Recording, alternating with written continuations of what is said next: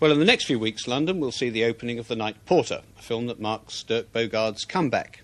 You may think comeback is an odd word to use because you may not even be aware that he'd been away. But after Death in Venice in 1971, he decided to go into at least semi-retirement, and it was only the prospect of making The Night Porter with Italian director Liliana Cavani that persuaded him to change his mind.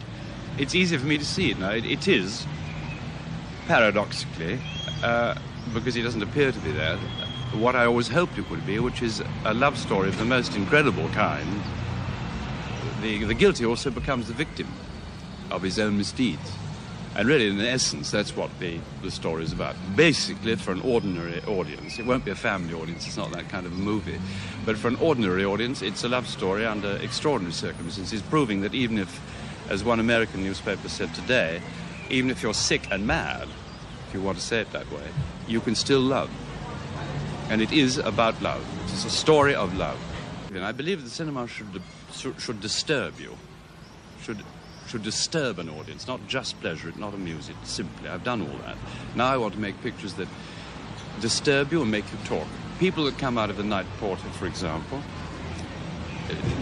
don't speak to each other for 5 or 6 hours. At the end of the film, nobody gets out of their seat. They're just in a state of extraordinary shock.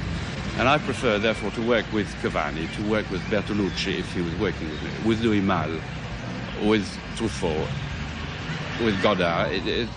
There's a kind of experiment going. There's still excitement. You could never make The Night Porter in England. It's very strange to suddenly find that you have become a cult at the age of 50, but you're still, fortunately, I hope, alive. I thought cults only happened to the dead. Maybe I'm dead and I don't know.